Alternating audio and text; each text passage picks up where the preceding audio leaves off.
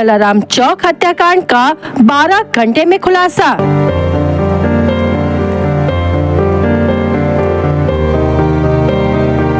कार्तिक भंडारी हत्याकांड में 8 विधि संघर्षग्रस्त बालक हिरासत में।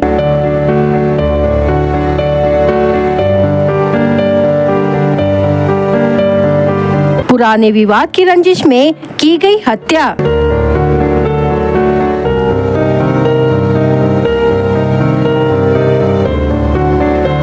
भंडारा शहर के अत्यंत व्यस्त माने जाने वाले जलाराम चौक परिसर में 8 मई 2026 की रात करीब 11:30 बजे से 12 बजे के बीच हुई सनसनीखेज हत्या की घटना का भंडारा पुलिस ने महज 12 घंटे के भीतर खुलासा कर दिया है। मृतक की पहचान संताजीवाड़ निवासी कार्तिक विलास भंडारी उम्र 27 वर्ष के रूप में हुई है। जानकारी के अनुसार कार्तिक अपने दोस्तों के साथ जलाराम चौक स्थित यूनियन बैंक के सामने बैठा था। इसी दौरान कुछ अज्ञात युवक दोपहिया वाहन से वहां से गुजर रहे थे, जिनसे मृतक का विवाद हो गया। बताया गया कि कहासुनी के बाद मारपीट हुई, जिसके बाद आरोपी वहां से चले गए। कुछ समय बाद वही युवक अपने अन्य साथियों के साथ वापस लौटे और कार्तिक भंडारी पर धारदार हथियारों से हमला कर उसे मौके पर ही मौत के घाट उतार दिया। इस मामले में भंडारा पुलिस स्टेशन में विविध धाराओं के तहत मामला दर्ज किया गया है। घटना की जानकारी मिलते ही अपर पुलिस अधीक्षक नीलेश मोरे, उप विभागीय पुलिस अधिकारी विलास काड़े, थाना प्रभारी उल्लास भुसारी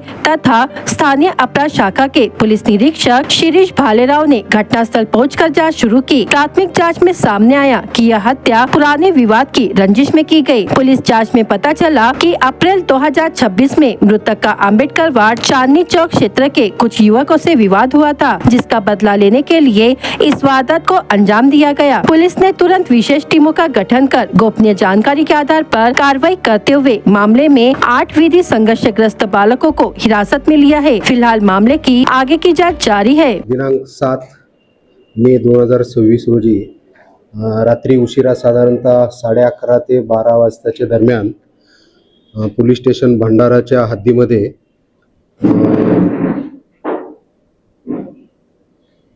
एक कार्तिक भंडारी वय वर्ष 28 या युवकावर हल्ला झाल्याची माहिती मिळाली। तात्काळ त्या ठिकाणी जे आहे सर्व अधिकारी त्याचप्रमाणे LCBची टीम त्या ठिकाणी पोहोचली।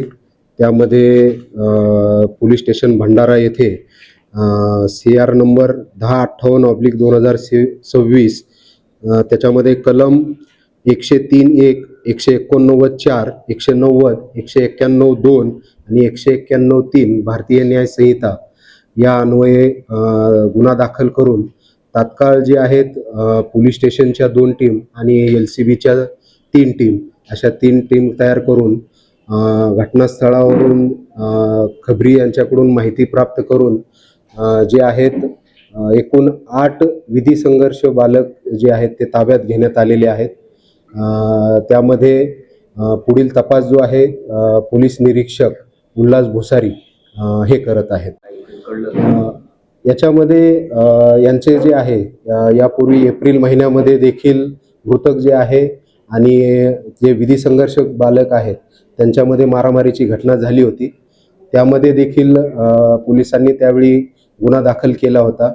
मृतक कार्तिक भंडारी याच्यावर देखील यापूर्वीचे जे आहेत मारामारीचे त्याचप्रमाणे एक आर्म्स ॲक्ट 425 हा गुन्हा दाखल होता। त्या अनुषंगाने त्याच्यावरती प्रिव्हेंटिव्ह ॲक्शन देखील करण्यात आली होती आणि त्याच्यावरती शेवटचा गुन्हा दाखल झाल्यानंतर ते बॉन्ड कॅन्सलेशन जे आहे त्याची पण प्रक्रिया सुरू करण्यात आली होती।